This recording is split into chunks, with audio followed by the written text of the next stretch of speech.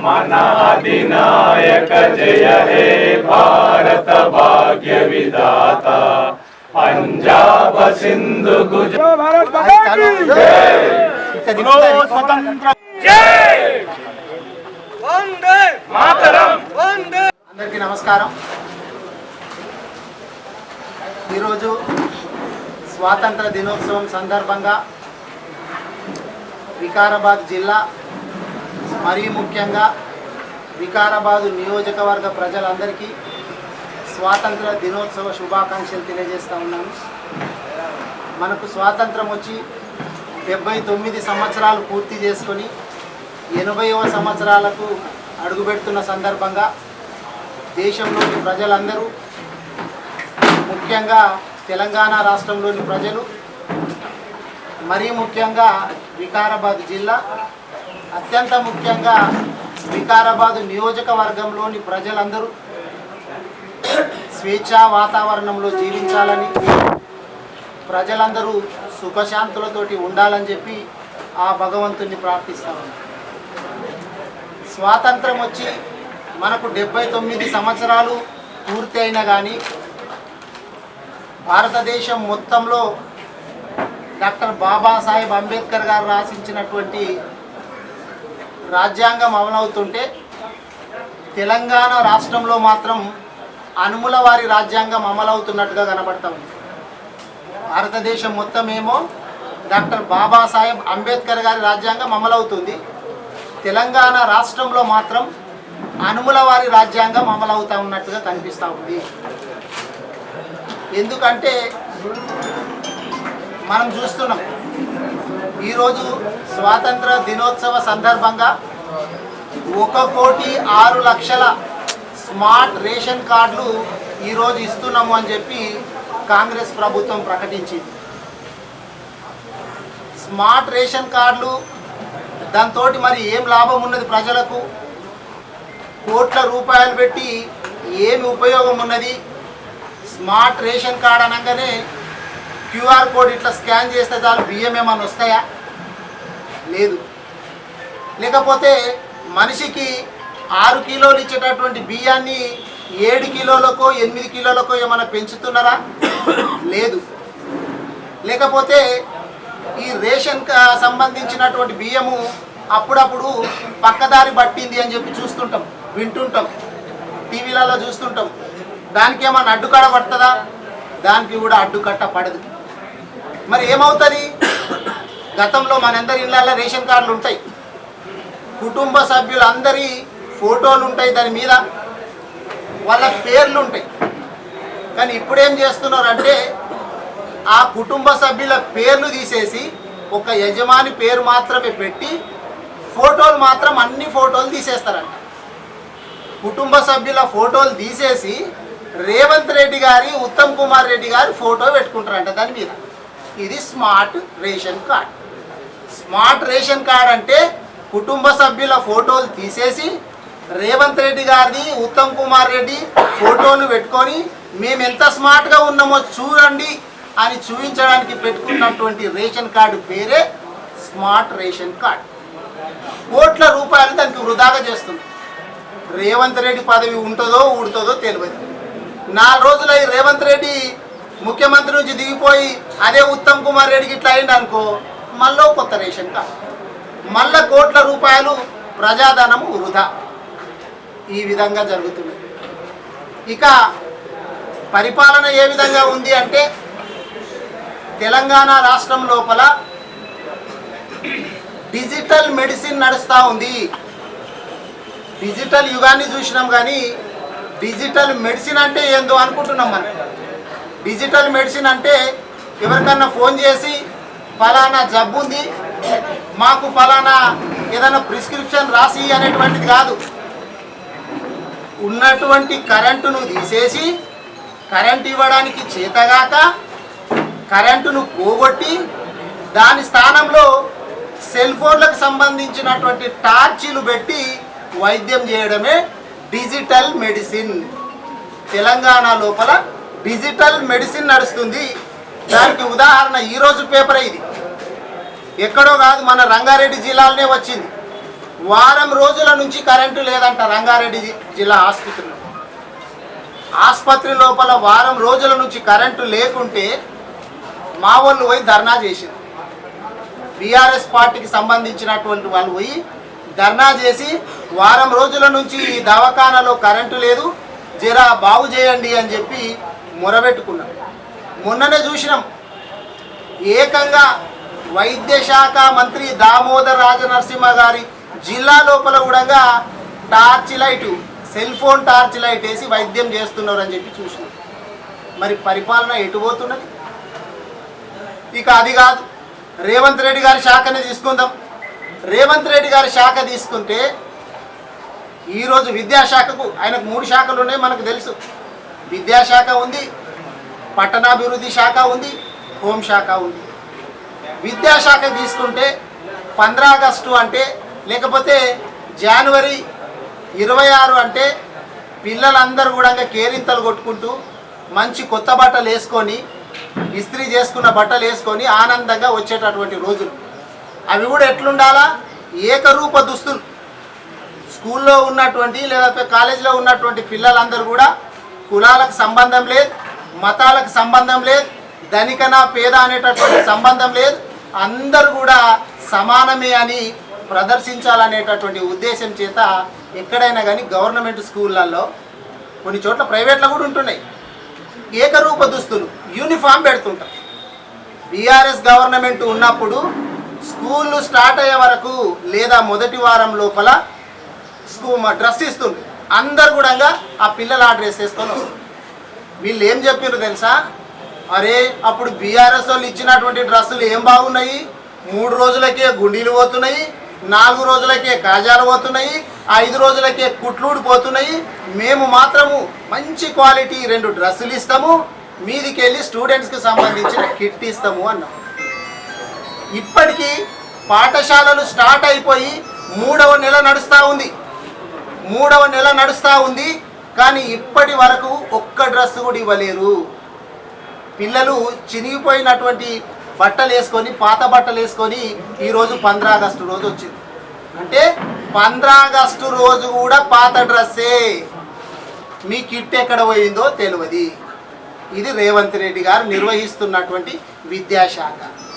ఇక ఉపాధ్యాయులకు సంబంధించినటువంటిది చూస్తే, ఉపాధ్యాయులు ఇప్పుడు స్కూల్ మెయింటైన్ చేయాలంటే స్కూల్ మెయింటెనెన్స్ ఛార్జెస్ అని ఉంటాయి.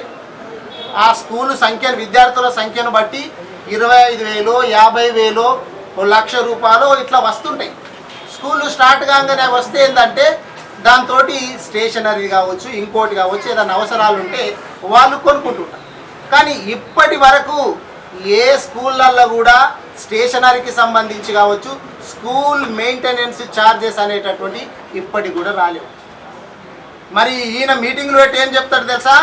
మొత్తం విద్యార్థులది నాది భరోసా, విద్య ఒక్కటే, మనం తెలంగాణ అభివృద్ధి చేయాలంటే విద్య ఒక్కటే మార్గం, మీ అన్నగా నేను రేవంత్ అన్న ఉన్నా అన్నాడు. మరి రేవంత్ అన్న ఏం పని చేస్తున్నట్టు? అటు స్టూడెంట్స్ని చూసుకుంటలేదు, ఇటు టీచర్లను చూసుకుంటలేదు. టీచర్లకు ఇంకొకటి ఏంటంటే ఇవ్వాల్సినటువంటి పిఆర్సీ ఇస్తలేదు. 6 DL పెండింగ్ ఉన్నాయి. మాకు ఇవ్వాల్సినటువంటి పిఆర్సీ ఇవ్వండి, మాకు ఇవ్వాల్సినటువంటి 6 DL పెండింగ్లు ఉన్నాయి, అవి ఇవ్వండి మొర్రో అని చెప్పి టీచర్లు మొరబెట్టుకుంటే, గవి ఇవ్వగాని మీకు లంచ్ ఇస్తా, లంచ్ బాక్స్ పెడతా. ఎవడు అడుగుతున్నాడు మిమ్మల్ని లంచ్ బాక్స్? టీచర్లు తెచ్చుకుని వాళ్ళకి చేత కాదా? వాళ్ళకు కావాల్సినటువంటిది పిఆర్సీ DL కావాలి. గది పక్కన పెట్టేసి నేను మీకు లంచ్ ఇస్తా, స్టూడెంట్స్కి ఏమో డ్రెస్ ఇవ్వవు, ఇస్తా అన్నటువంటి కిట్ ఇవ్వవు, వాళ్ళకు విద్యార్థులకు అట్లా చేస్తే టీచర్లకు వచ్చేసేమో వాళ్ళ పిఆర్సీ ఇవ్వవు, వాళ్ళ DL ఇవ్వవు. నీ పరిపాలన ఇంత సొక్కంగా ఉంది. దానికి నీ శాఖది ఇంకొక ఉదాహరణ చూపిస్తా. వనపర్తి జిల్లాలో ఈరోజు పేపర్, ఇది నేను చూపిస్తున్న పేపర్లు అనేటివి పాత అనుకున్నారు, ఈరోజు పేపర్ మా పేపర్ అనుకున్నారు. ఇక్కడ కనబడుతున్న పేరు కూడా ఈనాడు పేపర్లో ఈరోజు వచ్చినటువంటి వార్త ఏంటంటే, వనపర్తి జిల్లా లోపల రేకుల షెడ్డు కింద పిల్లలకు, విద్యార్థులకు బోధన జరుగుతుంది. వర్షం వస్తే వీళ్ళ పరిస్థితి ఏంది? చలి పెడితే వీళ్ళ పరిస్థితి ఏంది? ఎండ కొడితే రేకుల కింద మనం మన దృష్టి అంతా కేంద్రీకరించగలుగుతామా? నీ శాఖని ఎంత ఘనంగా నిర్వహిస్తున్నావు? ఏం చేస్తున్నావు రేవంత్ రెడ్డి గారు? మీరు ఆలోచన చేయాలి కదా. బయట ప్రసంగాలు ఇచ్చుడేమో మాటలు వచ్చేసి కోటలు దాటుతున్నాయి, కాళ్ళు మాత్రం కడప కూడా దాటలేవు రేవంత్ రెడ్డి గారి గవర్నమెంట్లో. మరి ఏం చేస్తున్నాడు ఈయన? పరిపాలన గాలి వదిలేసి ఏం చేస్తున్నాడు అంటే వాళ్ళ అన్నదమ్ముల ఆస్తులు పెంచేటటువంటి పని లోపల బిజీగా ఉన్నాడు రేవంత్ రెడ్డి గారు. అనుముల బ్రదర్స్కు సంబంధించినటువంటి ఆస్తులు పెంచేటటువంటి కార్యక్రమం లోపల చాలా బిజీగా ఉన్నాం. మనం మొన్ననే చూసినాం, టెసరాక్ట్ అనేటటువంటి ఒక కంపెనీ, ఒక డొల్ల కంపెనీ, ఊరు లేని పేరు లేనటువంటి ఒక కంపెనీ పెట్టి దానికి వాళ్ళ తమ్ముని కొండలరెడ్డి గారిని సీఈఓగా నియమించి 200 విలువ చేసేటటువంటి 200 కోట్ల విలువ చేసేటటువంటి ప్రభుత్వ భూమిని అప్పనంగా 7 కోట్లకు అప్పగించారు. దాంట్లో బిజీగా ఉన్నాడు. తీరా ఆ కంపెనీ ఫోన్ నెంబర్ ఏందా అంటే మా కేటీఆర్ గారు చాలా క్లియర్గా చెప్పింది. ఫోన్ నెంబర్ ఏం రాసింది తెలుసా? 123456789, 1 నుంచి 9 వరకు సంఖ్య. కనీసం ఇంకిత జ్ఞానం లేనోడివి ఫోన్ నంబర్ లోపల ఎన్ని సంఖ్యలు ఉంటాయో కూడా తెలియదా? 9 నంబర్లతోటి 1 నుంచి 9 వరకు ఫోన్ నంబర్లు పెట్టిండు. మా కేటీఆర్ గారు ఒక్కసారి ఎత్తి చూపంగానే దాన్ని మార్చి పడేసి దానికి ఒక ఊరులే పేరులే. ఇగో ఈ పని లోపల బిజీగా ఉన్నాడు. వాళ్ళ ఫ్యామిలీ ఆస్తులు పెంచడం లోపల రేవంత్ రెడ్డి గారు బిజీగా ఉన్నారు.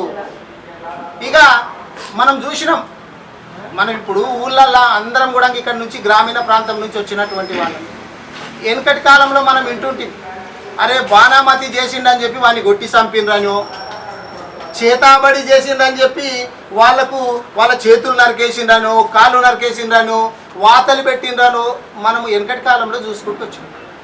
ఈ నవీన యుగం లోపల కూడా రేవంత్ రెడ్డి గారు అనింగ్య శిష్యులు మాట్లాడుతున్నారని చెప్పి మొన్నదాకా అనుకున్నాం మనం.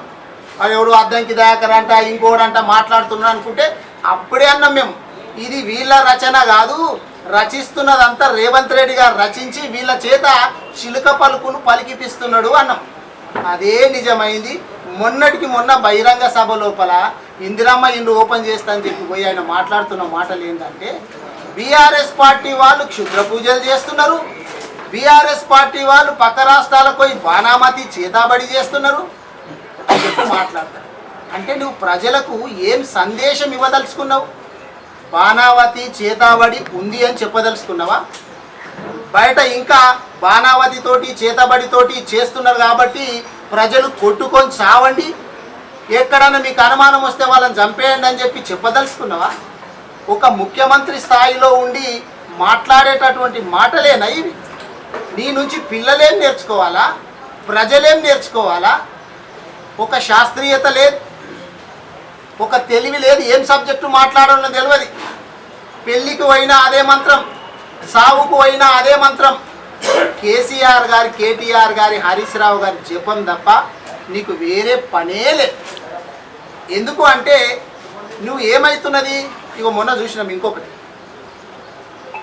వరుణయాగం చేస్తున్నాడంట ఈయన. వరుణయాగం ఎందుకయా వరుణయాగం అంటే, బీఆర్ఎస్ వాళ్ళు క్షుద్ర పూజలు చేసి తెలంగాణ రాష్ట్రం లోపల వర్షాలు పడొద్దు, కరువు రావాలా, ప్రజలందరూ కూడా అల్లాడిపోవాలా, కాంగ్రెస్ ప్రభుత్వం బంధం కావాలని చెప్పి బీఆర్ఎస్ పార్టీ వాళ్ళు క్షుద్ర పూజలు చేస్తున్నారు అని భావించి ఈయన పోయి వర్ణయాగం చేస్తున్నాడు. వర్షాలు పడాలని.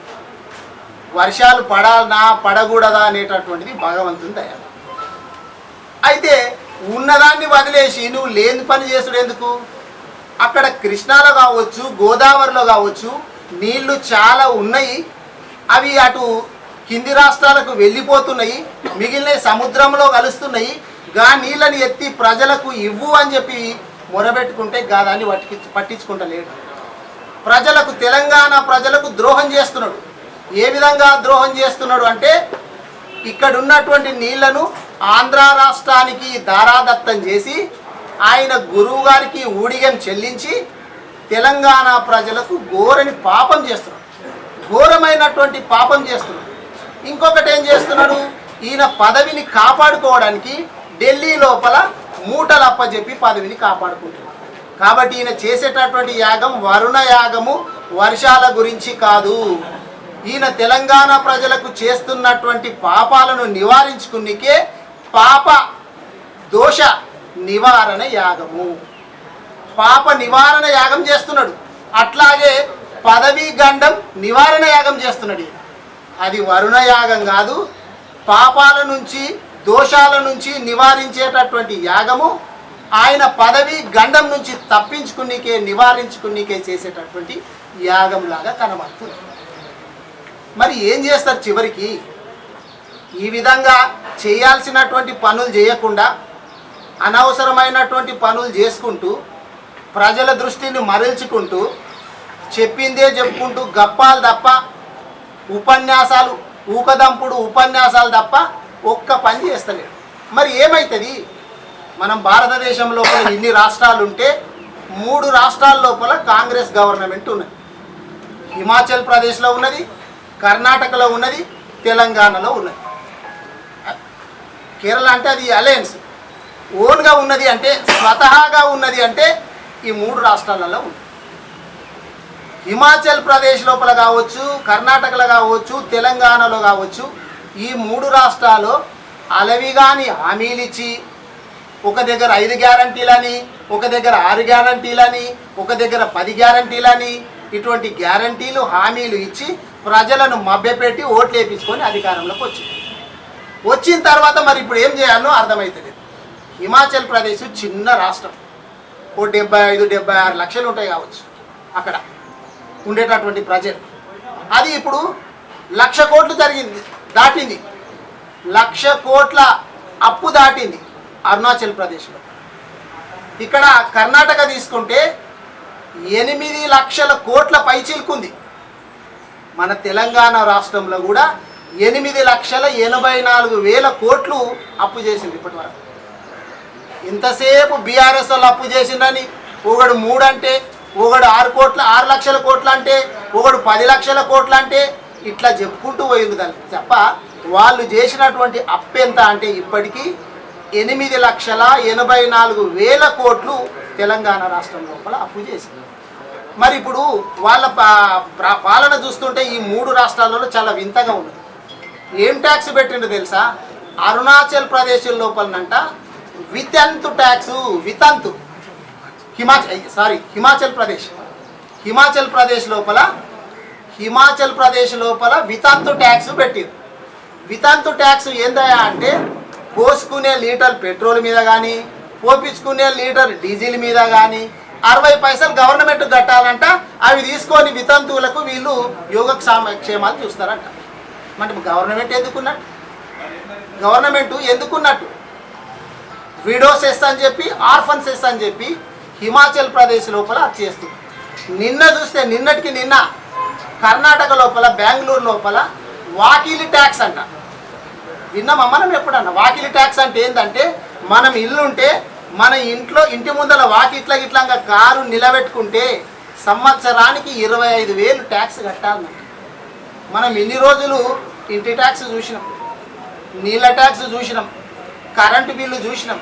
కానీ ఇప్పుడు కొత్తగా బెంగళూరులో వచ్చింది ఏంటంటే వాకిల్ ట్యాక్స్. ఇంటి ముందర కారు నిలబెట్టుకుంటే సంవత్సరానికి 25,000 కట్టాలి.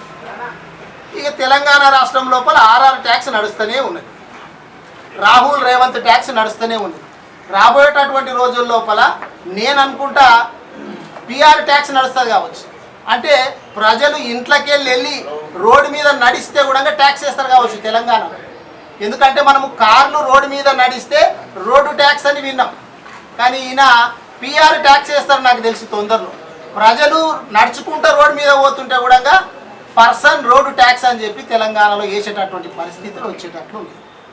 ఇంత దౌర్భాగ్యమైనటువంటి పరిస్థితుల లోపల కాంగ్రెస్ ఎక్కడెక్కడైతే స్వతహాగా గవర్నమెంట్ నడిపిస్తున్నదో ఈ 3 రాష్ట్రాల లోపల ఇట్లున్నది. మరి తెలంగాణ లోపల ఇంత అధ్వానమైనటువంటి పరిస్థితి ఉన్నది. కాబట్టి ఈ స్వాతంత్ర దినోత్సవం రోజు నేను ఆ భగవంతుని కోరేది ఏంటంటే, ఇప్పటికైనా కానీ రేవంత్ రెడ్డి గారికి భగవంతుడు ఇంత మంచి బుద్ధి ప్రసాదించాలి.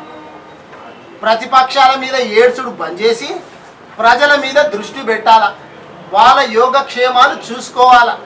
ప్రజలను పట్టించుకోవాలా, ఇచ్చినటువంటి హామీలు నేర్చేదాని మీద దృష్టి పెట్టాలని చెప్పి మళ్ళొక్కసారి తెలియజేసుకుంటూ వికారాబాద్ నియోజకవర్గ ప్రజలందరికీ కూడా మళ్ళొక్కసారి స్వాతంత్ర దినోత్సవ శుభాకాంక్షలు తెలియజేసుకుంటూ సార్ అన్ని రాష్ట్రంలో జరిగేటటువంటి పరిస్థితులంతా కూడా ఆనందసారిగా చెప్పడం జరిగింది. వికారాబాద్ జిల్లాకు సంబంధించి మన జిల్లా నుండి ఇక్కడ ముఖ్యమంత్రి రేవంత్ రెడ్డి గారు ఈరోజు కొడంగల్ నియోజకవర్గం నుండి ప్రాతినిధ్యం వహిస్తున్నారు. వికారాబాద్ జిల్లా కింద ఉంది. మొన్న ఆయన కొడంగల్ నియోజకవర్గానికి సంబంధించినటువంటి రివ్యూ పెట్టిండు. ఒక ముఖ్యమంత్రి స్థాయిలో వచ్చి కొడంగల్ నియోజకవర్గ రివ్యూ పెట్టిండు. దాంట్లో 2 ఎమ్మెల్యేలు మన జిల్లా నుండి పాల్పంచుకున్నారు. ఒక పరిగి ఎమ్మెల్యే, ఒక తాండూరు ఎమ్మెల్యే. అరే ఇప్పటి వరకు 3 సంవత్సరాల కాలం అవుతుంది. ఇప్పటి వరకు వికారాబాద్ జిల్లాకు సంబంధించినటువంటి రివ్యూ రేవంత్ రెడ్డి గారు తీసుకోలేదు. ఈరోజు వికారాబాద్ జిల్లాకు రావాల్సినటువంటి పాలమూరు రంగారెడ్డి ఎత్తిపోతల పథకానికి సంబంధించి నీళ్లు రావాల్సి ఉంది. మిగిలిన పనులు గతంలో కేసీఆర్ గారి ప్రభుత్వం ఆధ్వర్యంలో 90% పనులు జరిగినాయి. ఇప్పుడు పెండింగ్లో ఉన్నటువంటి 10% పనులు చేయకుండా అప్పుడు ఆ ప్రభుత్వం కేసీఆర్ గారి ప్రభుత్వం 27,000 ఎకరాలు అక్వైర్ చేసింది.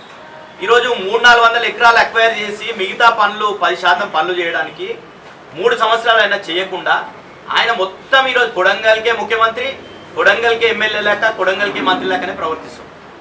ఈరోజు వాళ్ళ కార్యకర్తలు చెప్తున్నారు, నిన్న కూడా చూసిన నేను, 10,000 కోట్లని ఒకరు, 15,000 కోట్లని ఒకరు కొడంగల్ నియోజకవర్గానికి పెడుతున్నారని చెప్తున్నారు. పెట్టండి, సంతోషం, పెట్టాలే కూడా. కానీ వికారాబాద్ జిల్లాకి ఏం చేస్తున్నావు? వికారాబాద్ నియోజకవర్గానికి ఎన్ని కోట్లు వస్తున్నాయి? తాండూరు నియోజకవర్గానికి ఎన్ని కోట్లు పెడుతున్నావు? పరిగి నియోజకవర్గానికి ఎన్ని కోట్లు పెడుతున్నావు? ఈ పెండింగ్లో ఉన్నటువంటి ప్రాజెక్టులు, ముఖ్యంగా ఈ రైతాంగానికి నువ్వు ఈరోజు నీ కొడంగల్ కోసం నారాయణపేట కొడంగల్ లిఫ్ట్ ఇరిగేషన్ అని 4,000 కోట్ల చిల్లరతోని చేస్తున్నావు. ఈరోజు అదే 4,000 కోట్లు ఈ పాలమూరు రంగారెడ్డికి పెడితే మొత్తం ఈ జిల్లాకు మొత్తం కూడా సస్యశ్యామలమయ్యేటటువంటి పరిస్థితి. కానీ ఆ విధంగా చేయకుండా కేవలం ఆయన కొడంగల్కు మాత్రమే ముఖ్యమంత్రిగా ప్రవర్తిస్తుండు. ఈ వికారాబాద్ శాసనసభలు స్పీకర్గా ఉన్నారు, వీళ్ళు మాట్లాడరు, ఎమ్మెల్యేలు మాట్లాడరు. మనకి ఈరోజు ఎంత ఇబ్బందికరం అంటే ఇక్కడ చిన్న సమస్యలు ఆయన ఓట్లేసుకొని ఇక్కడ వచ్చి మీటింగ్లో మాట్లాడాడు. నేను ముఖ్యమంత్రి అవుతున్నా అంటే ప్రజలందరూ కూడా ముఖ్యమంత్రి అవుతున్నా 4 నియోజకవర్గాలు గెలిపించిన తర్వాత బాధ్యత లేదా? ఈరోజు చిన్న రైల్వే ఓవర్ బ్రిడ్జ్లు, 3 రైల్వే ఓవర్ బ్రిడ్జ్ వికారాబాద్ చుట్టూ కూడా మీ అందరికి తెలిసిందే, చుట్టూ రైల్వే ట్రాక్ ఉంటుంది. ఇప్పుడు గంగారం నుంచి రావాలంటే ఆడ రైల్వే ట్రాక్, ఇక్కడ తాండూరు పోవాలంటే రైల్వే ట్రాక్, ఇక్కడ ఇంద్రానగర్ నుండి పోవాలంటే రైల్వే ట్రాక్. ఇట్లా మొత్తం చుట్టూ కూడా రైల్వే ట్రాక్లు అయ్యి ఆర్ఓబిలు గతంలోనే కేంద్ర ప్రభుత్వం రాష్ట్ర ప్రభుత్వం 50-50% తోని శాంక్షన్లు అయినాయని చాలా సందర్భాలు చెప్పారు. ఇప్పటి కూడా ఈరోజు ఎంపీ గారిని కూడా కోరుతున్నాం, కొండా విశ్వేశ్వరరెడ్డి గారిని. గతంలో ఆయన ఎంపీగా ఉంటున్నారు ఒక సందర్భంలో. ఎంపీ గారిని కోరుతున్నాం, తక్షణమే మీరు ఎన్నికల హామీలో చెప్తున్నారు, మర్చిపోతున్నారు కాబట్టి తక్షణమే ఈ రైల్వే ఓవర్ బ్రిడ్జ్లు, అదేవిధంగా వికారాబాద్కి గ్రామీణ విశ్వవిద్యాలయం అవసరం ఉంది. ఇది ఎడ్యుకేషన్ హబ్ అంటే ఈరోజు పోయి హకీంపేటలో ఎడ్యుకేషన్ హబ్ అంటున్నాం. మనం గతం నుండి కూడా చూసినాం, ఎస్ఏపి కళాశాల ఇక్కడ ఉండడం వల్ల మొత్తం కూడా అక్కడ మహబూబ్నగర్ నుండి ఇక్కడ మెదక్ జిల్లా నుండి వచ్చి అందరూ కూడా ఎస్ఏపి కళాశాలలో చదువుకున్నటువంటి పరిస్థితి ఉన్నాయి. ఈరోజు ఇక్కడ వికారాబాద్ కేంద్రంగా, ఇది విద్యా కేంద్రంగా ఉండే కాబట్టి ఇది ఎడ్యుకేషన్ హబ్ ఉండాలి. ఇక్కడ మీరు ఈ ప్రాంతంలో ఉన్నటువంటి ఒక సార్ మొన్న పోయి జూనియర్ కాలేజ్లో చూసారు, జూనియర్ కాలేజ్ బిల్డింగ్లో అసంపూర్ణంగా ఉంది. ఇట్లాంటి వాటి మీద శ్రద్ధ పెట్టాలి. స్పీకర్ గారిని కూడా కోరుతున్నాం, ఎందుకంటే పెద్ద పదవిలో ఉన్నారు, మీరు తప్పకుండా వికారాబాద్ అభివృద్ధి కోసం ఏం చేస్తారో చెప్పాలి. వికారాబాద్ అభివృద్ధి చేయకుండా మేము ఏదో పథకాలు, కామన్గా వచ్చే పథకాలు, రేషన్ కార్డులు, పెన్షన్లు, ఇంద్రం ఇల్లులు కాదు, వికారాబాద్ జిల్లాకి ఏం జరుగుతున్నాయనేది చెప్పాల్సినటువంటి బాధ్యత స్పీకర్ గారి మీద ఉన్నది. ముఖ్యమంత్రి రేవంత్ రెడ్డి గారిని నేను ప్రశ్నిస్తున్నా స్పష్టంగా. ఈరోజు మీరు వికారాబాద్ని ఇప్పటి వరకు కనీసం పాదం మోపలే, 3 సంవత్సరాలు అవుతుంది. మేము అడుగుతున్నాం, వికారాబాద్ నీకు అంటరాని ప్రాంతంగా అయిందా? వికారాబాద్కి ఎందుకు రాడు రేవంత్ రెడ్డి? వికారాబాద్ జిల్లా కలెక్టరేట్కి వచ్చినావు ఇప్పటి వరకు? గతంలో ఒక సమస్య తీసుకొని వచ్చి కలెక్టర్ని కలిసినావు నువ్వు ధర్నా చేసి. ఈరోజు నీ ఆధ్వర్యంలో చాలా సమస్యలు ఉన్నాయి. ఈరోజు ప్రొవిషన్ లిస్ట్లో గత ప్రభుత్వంలో 16 లక్షల ఎకరాలు, అది ఏంది, ప్రభుత్వం ఏదైనా భూమి అక్వైర్ చేస్తే ఆ భూమి సర్వే నంబర్ మొత్తం కూడా ప్రొహిబిషన్ లిస్ట్ పడి ఇబ్బంది అయినాయి కొన్ని. కానీ ఈరోజు 1 కోటి ఎకరాలు ప్రొహిబిషన్ లిస్టులు ఉన్నాయి. ఈరోజు దాని గురించి మాట్లాడతలే ఎవరు. కాబట్టి అవన్నీ సమస్యలు, మొన్న రేవంత్ రెడ్డి అంటున్నాడు నిజంగానే సమస్యలు ఉన్నాయి, తెలిసినాక ఏం చేస్తున్నావు? సమస్యలు ప్రజలు ఎందుకు భరించాలి? నీ ప్రభుత్వం చేసినటువంటి తప్పు. కాబట్టి ఇవన్నీ కూడా పరిష్కరించాలి, వికారాబాద్ జిల్లా అభివృద్ధి చేయాలి. లేకపోతే మాత్రం తప్పకుండా వికారాబాద్లో పెద్ద ఎత్తున ఈ ఉద్యమగడ్డ 100% ఉద్యమం ఇక్కడ నుండే మళ్ళీ ప్రారంభమవుతుంది దించడానికి అని చెప్పేసి రేవంత్ రెడ్డి గారిని హెచ్చరిస్తారు. అందరికీ నమస్కారం. ఈరోజు 80వ స్వాతంత్ర దినోత్సవం సందర్భంగా మరి మా బీఆర్ఎస్ పార్టీ జిల్లా ఆఫీస్ లోపల మా మాజీ ఎమ్మెల్యే మెత్తు ఆనంద్ గారు జాతీయ పతాకాన్ని ఆవిష్కరించడం జరిగింది. ఈ సందర్భంగా వికారాబాద్ మున్సిపాలిటీ ప్రజలకు అలాగే వికారాబాద్ కాన్స్టిట్యున్సీ ప్రజలందరికీ నాతో పాటు ఉన్నటువంటి మా బీఆర్ఎస్ కుటుంబ సభ్యులందరికీ స్వాతంత్ర దినోత్సవ శుభాకాంక్షలు తెలియజేస్తూ మరి ఇప్పటిదాకా మా ఆనంద్ సార్ కానీ శివప్రత్ పటేల్ కానీ చెప్పినట్టు నాకు తెలివచ్చినప్పటి నుంచి వినుకుంటా పోతున్నా భారతదేశం అనేటువంటిది అభివృద్ధి చెందుతున్న దేశం అనేటువంటి మాటనే స్వాతంత్రం వచ్చినప్పటి నుంచి ఇప్పటి వరకు అభివృద్ధి చెందుతున్న దేశంగానే ఉంది, కానీ అభివృద్ధి చెందిన దేశం అని ఎవరు అంటలేరు. ఎందుకు అంటలేరు అంటే ఇన్ని రోజులుగా పరిపాలించినటువంటి పాలకుల యొక్క నిర్లక్ష్యమే ఈ చెందుతున్న దేశంగా ఉన్నది. మరి ఎప్పుడు అభివృద్ధి చెందిన దేశంగా అవుతుంది అంటే పరిపాలించేటువంటి పాలకులు సరి అయిన నిర్ణయాలు, ప్రజల అవసరాల దృష్ట్యా సరి అయిన పథకాలు తెస్తేనే ఈ దేశం అభివృద్ధి చెందిన దేశంగా ఉంటుంది. మరి అట్లాగే ఎన్నో రోజులు ఈ దేశాన్ని కానీ ఈ రాష్ట్రాన్ని కానీ పరిపాలించినటువంటి జాతీయ పార్టీలు మన ఉమ్మడి ఆంధ్రప్రదేశ్గా ఉన్నప్పుడు తెలంగాణ పరిస్థితి ఏ రకంగా ఉండే, తెలంగాణ ఎట్లుండే, కానీ బీఆర్ఎస్ పార్టీ ఒక ఉద్యమ పార్టీగా రూపుదిద్దుకొని తెలంగాణ రాష్ట్రమే ముఖ్య సాధనంగా ముందుకు సాగి మరి గౌరవ అపర భాగీరథుడైనటువంటి మాజీ ముఖ్యమంత్రి వర్యులు ప్రస్తుత మా బీఆర్ఎస్ పార్టీ అధ్యక్షులు కేసీఆర్ గారి ఆధ్వర్యం లోపల ఎంతోమంది ఉద్యమకారులు కేసీఆర్ అడుగులో అడుగేస్తూ వాళ్ళు మరి కేసీఆర్ తన ప్రాణ త్యాగానికి సిద్ధమై తెలంగాణను సాధించడం జరిగింది. మరి ఈ తెలంగాణను సాధించినాక అప్పుడున్న ప్రభుత్వాలు పరిపాలించిన తీరెట్టున్నది, కేసీఆర్ గారు 2 పర్యాయాలు పరిపాలించినప్పుడు ఈ తెలంగాణ రాష్ట్రం ఏ దిశగా అభివృద్ధి చెందింది అనేది మనందరికీ తెలుసు. అప్పుడున్న ప్రభుత్వాలు పరిపాలించినప్పుడు తెలంగాణ అభివృద్ధి ఎక్కడేసిన గొంగడి అక్కడనే ఉంది. కానీ కేసీఆర్ గారు వచ్చినాక నీళ్ల విషయంలో కావచ్చు, నిధుల విషయంలో కావచ్చు, ఉద్యోగాల విషయంలో కావచ్చు, యావత్ తెలంగాణ అభివృద్ధి లోపల పరుగులెత్తింది. మరి స్వాతంత్రం వచ్చిన కొన్ని రోజుల తర్వాత మన వికారాబాద్ జిల్లా కావాలనేటువంటి కోరిక కూడా ఇక్కడ వికారాబాద్ ప్రజలకు ఎన్నో రోజుల నుంచి ఉన్నది. మరి ఇన్ని రోజులు పరిపాలిస్తున్నటువంటి కాంగ్రెస్ పార్టీ ఏ రోజు కూడా జిల్లా విషయంలో కానీ వికారాబాద్ విషయంలో కానీ ఏది శ్రద్ధ తీసుకోలేదు. కానీ కేసీఆర్ గారు ముఖ్యమంత్రి కాగానే మరి వికారాబాద్ను జిల్లాగా ప్రకటించడం జరిగింది. అసలు వికారాబాద్ అంటే ఎక్కడనో ఒక మారుమూల ప్రాంతంగా ఉన్నటువంటి వికారాబాద్ను జిల్లా చేసి ఇక్కడ జిల్లా కలెక్టర్ ఆఫీస్ కట్టి మరి మా ఆనంద్ సార్ గారు ఎమ్మెల్యే కాగానే మెడికల్ కాలేజు, ఆయుష్ హాస్పిటల్, ఈ బ్రిడ్జి కావచ్చు, అంటే వికారాబాద్ అనేటువంటిది బీఆర్ఎస్ పార్టీ హయాం లోపల అభివృద్ధి అనేటువంటిది చాలా జరిగింది. కాంగ్రెస్ వాళ్ళు చాలా సార్లు చెప్తారు వికారాబాద్లో ఏం చేసిండు, వికారాబాద్కి ఏం చేసిండ్రు బీఆర్ఎస్ పార్టీ వాళ్ళు, ఆనంద్ సార్ ఏం చేసిండు, లేకపోతే అంతకుముందు ఎమ్మెల్యే ఏం చేసిండు అని మాట్లాడుతుంటారు. కానీ ఈరోజు మీరు ఎక్కడ వస్తారో రండి, వికారాబాద్కు బీఆర్ఎస్ పార్టీ కావచ్చు, కేసీఆర్ గారు కావచ్చు, మా ఆనంద్ సార్ గారు కావచ్చు, అంతకుముందు ఎమ్మెల్యే కావచ్చు, వికారాబాద్కు తెలంగాణ రాష్ట్రంలో కావచ్చు, దేశంలో కావచ్చు ఒక గుర్తింపు వచ్చిందంటే అది ఓన్లీ బీఆర్ఎస్ పార్టీ వాళ్ళది. ఈరోజు ఒక అభివృద్ధి జరిగిందంటే బీఆర్ఎస్ పార్టీతోనే వికారాబాద్లో అభివృద్ధి జరిగింది. మీరు మొన్నటికి మొన్న చూసినాం, ఎప్పటికీ ప్రజల సమస్యల మీద ప్రజల కోసం ఎప్పుడు ముందున్నటువంటి మా ఆనంద్ సార్ గారి నాయకత్వం లోపల మేము ఇంటర్మీడియట్ కాలేజీని సందర్శించినాం, కూరగాయల మార్కెట్ను సందర్శించినాం. మీరే సాక్ష్యం, కూరగాయల మార్కెట్ ఏ రకంగా ఉంది, ఇంటర్మీడియట్ కాలేజీ ఏ రకంగా ఉంది. కనీసం చెత్త ఎత్తే గతి కూడా లేకుండా ఈ యొక్క పరిపాలన, అంటే 3 సంవత్సరాల నుంచి కూరగాయల మార్కెట్లో చెత్త ఎత్తే గతి లేదు. కానీ మేము ఓంగనే అక్కడికి ఓంగనే ఏం చేసిండ్రు, వెంటనే తెల్లారి మళ్ళా చెత్త ఎత్తడం, లేకపోతే అక్కడ కాలేజీలో పోయి బోరు వేయడం, ఇటువంటి కార్యక్రమాలు చేస్తారు. ఇక్కడ వికారాబాద్ జిల్లాకు ఒక ముఖ్యమంత్రి ఉన్నాడు, వికారాబాద్ నియోజకవర్గానికి గౌరవ స్పీకర్ గారు ఉన్నారు. మీరు బీఆర్ఎస్ పార్టీ నాయకులు మా ఆనంద్ సారు, అంతకుముందు ఉన్న ఎమ్మెల్యేనో లేకపోతే కేసీఆర్ గారు కేటీఆర్ గారు కాదు, ఇప్పుడు మీరు అధికారంలో ఉన్నారు. కనీసం డిగ్రీ కాలేజీ కూడా లేని పరిస్థితిలో బీఆర్ఎస్ పార్టీ ఆధ్వర్యంలోనే డిగ్రీ కాలేజీ కూడా వచ్చింది.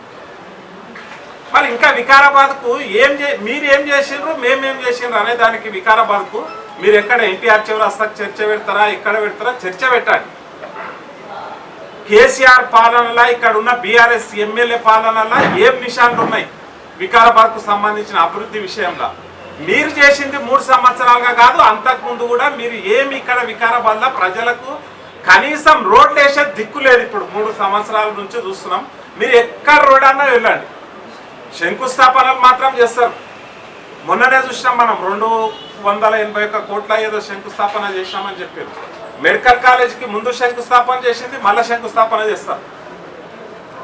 ఏదైనా బీఆర్ఎస్ పార్టీలా చేసిన శంకుస్థాపన మీరు మళ్ళీ కొబ్బరికాయలు కడతారు, మీరు ప్రారంభించుకున్నట్లు చెప్తారు, కానీ పనులు మాత్రము చెయ్యరు.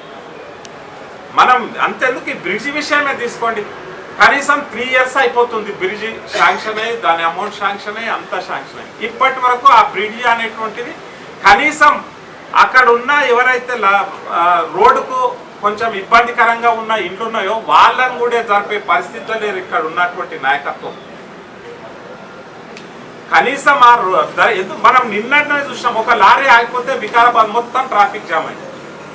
మరి ఆ రోజు ఆనంద్ సార్ గారు కేసీఆర్ గారితో కావచ్చు, కేటీఆర్తో కావచ్చు, ఎందుకు తెచ్చిండు ఆ బ్రిడ్జి? పబ్లిక్ ఇటువంటి ఇబ్బంది అవుతుంది, దీన్ని చాలా ఫాస్ట్గా కంప్లీట్ చేస్తే ఇక్కడ ప్రజలకు రాకపోకలు చాలా అనుకూలంగా ఉంటాయనే ఉద్దేశంతో తెచ్చింది. కానీ మీరేం చేస్తున్నారు? కేసీఆర్ గారు ఆనవాళ్ళు ఉండొద్దు, లేకపోతే బీఆర్ఎస్ ఆనవాళ్ళు ఉండొద్దు అని ఎక్కడి పనులు అక్కడనే పెట్టి మంచిగా హ్యాపీగా కూర్చున్నారు. మా పటేల్ చెప్పినట్టు ఈ ముఖ్యమంత్రి అనేట ఆయన రాష్ట్రానికి ఉన్నాడా లేక ఖాళీ కొడంగల్కే ఉన్నాడా?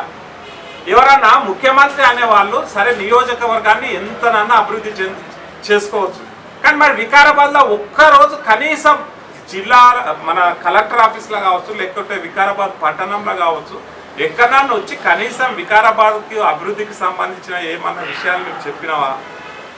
మరి స్పీకర్ గారు ఉన్నారు, మరి స్పీకర్ గారు ఏం చేస్తున్నారు?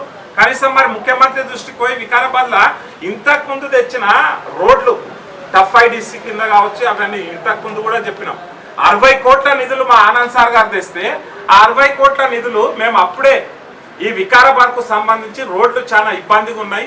ఎన్టీఆర్ చౌరస్తా నుంచి అక్కడ తాండూరు పోయే రోడ్ కావచ్చు, ఇక్కడ హైదరాబాద్ పోయే రోడ్ కావచ్చు, అక్కడ సాస్పేట్ పోయే రోడ్ కావచ్చు, ఇక్కడ కలెక్టర్ ఆఫీస్ రోడ్, ఇవన్నీ 4 లైన్లు కనీసం మున్సిపల్ లిమిట్లో 4 లైన్లు కావాలని 30 కోట్లతో అప్పుడు టెండర్ ఇచ్చారు. మా ఆనంద్ సార్ గారు తెచ్చిన ఫండ్స్ అప్పుడే మా టైంలోనే టెండర్ ఇచ్చిండ్రు. అప్పుడే ఎలక్షన్ అనేటువంటి వచ్చిపోయి ఆ అయిన టెండర్లను క్యాన్సిల్ చేసి ఆ 30 కోట్లు ఇంకా మిగతా ఏదైతే వాళ్ళ సీసీ రోడ్లు వేయడానికి పెట్టినటువంటి ఆ 30 కోట్లను ఈ 30 కోట్లను కలిపి అన్నిట్లకి ఏమిటి పెట్టినో ఇప్పటి అట్లకు ఒక రూపు లేదు, రేఖ లేదు. తెచ్చిన పనులు తెచ్చిన డబ్బులను ఖర్చు పెట్టే దిక్కు లేదు. కానీ ఎంతసేపు బీఆర్ఎస్ పార్టీ మీద దుమ్మెత్తిపోసుడు తప్ప మీరు చేసిన అభివృద్ధి ఏం లేదు.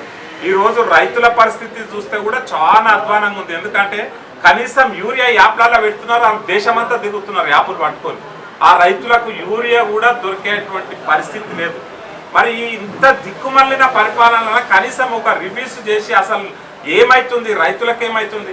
మా సార్ ఫస్టే చెప్పాడు, వీళ్ళు ఏ ప్రోగ్రామ్ చేసినా అంగు ఆర్భాటంతో చేస్తారు. ఇప్పుడు రేషన్ కార్డులు ఉన్నాయి, ఫస్ట్ ఉన్న ఈ రేషన్ కార్డులకు ఏమైందని మేము కొత్తగా రేషన్ కార్డులు ఇస్తున్నామని ఉన్నలకే రేషన్ కార్డులు మళ్ళీ కొత్త ప్రింట్ తీసి రేషన్ కార్డులు ఇస్తాం. అవి అది ఏం చేస్తారు, మేము ఇన్ని లక్షల రేషన్ కార్డులు ఇచ్చినామని చెప్పుకుంటారు తప్పిస్తే ప్రజలు కూడా ఒకటి గమనించాలి.